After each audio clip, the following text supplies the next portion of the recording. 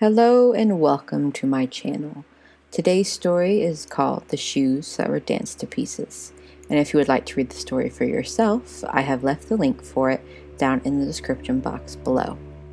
So, other than that, sit back, relax, and enjoy the story. There was once upon a time a king who had 12 daughters, each one more beautiful than the other. They all slept together in one chamber in which their beds stood side by side. Every night when they were in them, the king locked the door and bolted it. But in the morning, when he unlocked the door, he saw that their shoes were worn out with dancing, and no one could find out how that had happened. Then the king caused it to be proclaimed that whosoever could discover where they danced at night should choose one of them for his wife and be the king after his death, but that whosoever came forward and had not discovered it within 3 days and nights should forfeit his life. It was not long before a king's son presented himself and offered to undertake the enterprise. He was well received, and in the evening was led into a room adjoining the princess's sleeping chamber. His bed was placed there, and he was to watch where they went and danced. And in order that they might do nothing secretly or go away to some other place, the door of their room was left open. But the eyelids of the prince grew heavy as lead, and he fell asleep. When he awoke in the morning, all 12 had been to the dance, for their shoes were standing there with holes in the soles. On the second and third nights it fell out just the same, and then his head was struck off without mercy. Many others came after this and undertook the enterprise, but all forfeited their lives. Now it came to pass that a poor soldier who had a wound, could not serve no longer, found himself on the road to a town where the king lived. There he met an old woman who asked him where he was going. "I hardly know myself," answered he, and added in jest, "I had half a mind to discover where the princesses danced their shoes into holes, and thus become king." "That is not so difficult," said the old woman. "You might not drink the wine which will be brought to you at night." With that she gave him a little cloak and said, "If you put on that, you will be invisible, and you can steal after the 12. When the soldier had received this good advice, he took heart, went to the king, and announced himself as a suitor. He was as well received as the others, and royal garments were put upon him. He was conducted that evening at bedtime into the outer chamber, and as he was about to go to bed, the eldest came and brought him a cup of wine.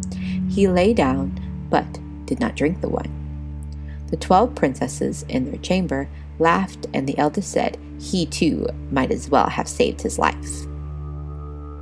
With that they got up, opened wardrobes, presses, cupboards, and brought out pretty dresses, dressed themselves before the mirrors, sprang about, and rejoiced at the prospect of the dance.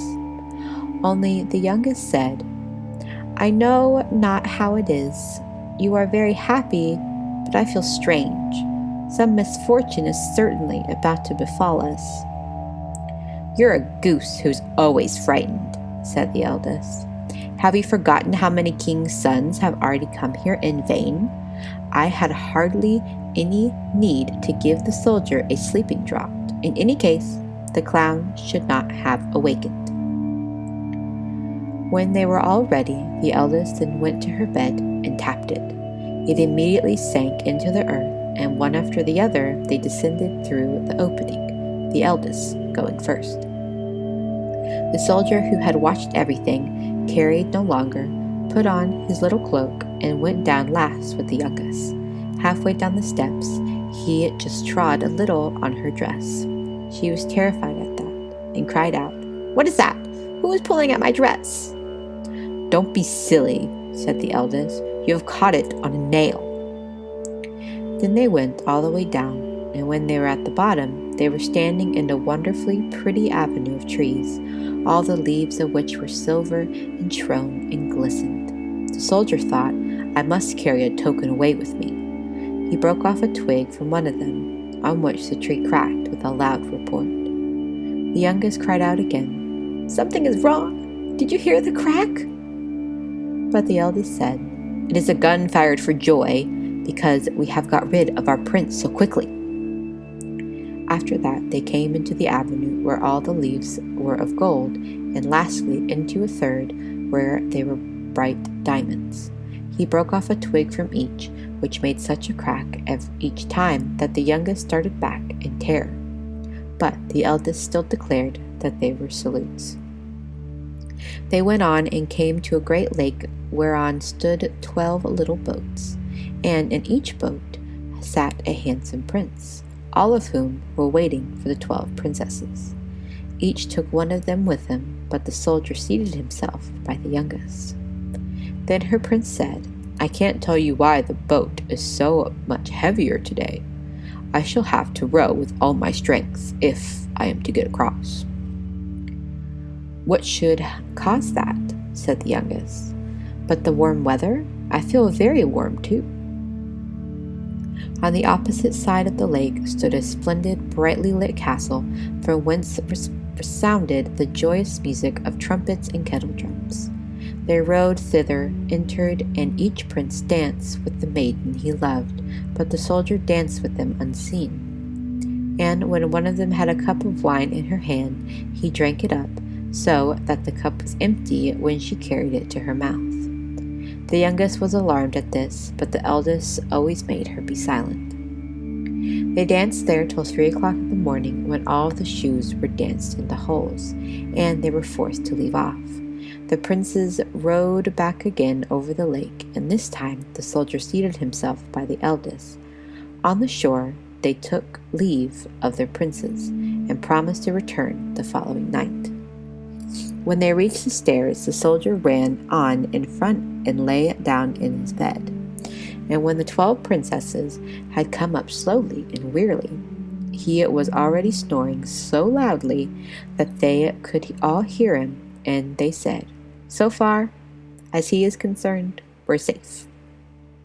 They took off their beautiful dresses, laid them away, put up their worn-out shoes under the bed, and lay down. Next morning the soldier resolved not to speak, but to watch the wonderful goings-on, and that night went with him. Then everything was done just as it had been done the first time, and they danced until their shoes were worn to pieces. But the third time he took a cup away with him as a token. When the hour had arrived for him to give his answer, he took the 3 twigs and a cup and went to the king. But the 12 princesses stood behind the door and listened for what he was going to say. When the king put the question, "Where have my 12 daughters danced their shoes to pieces in the night?" he answered, "In an underground castle with 12 princes," and related how it had come to pass, and brought out the tokens. The king then summoned his daughters and asked them if the soldier had told the truth. And when they saw that they were betrayed, and that falsehood would be of no avail, they were obliged to confess all. Thereupon the king asked which of them he would have for his wife. He answered, "I am no longer young, so give me the eldest." Then the wedding was celebrated on the self-same day, and the kingdom was promised him after the king's death. But the princes were bewitched for as many days more than they had danced nights, the 12. Thank you so much for listening. I hope you have enjoyed, and I will see you next time. Bye!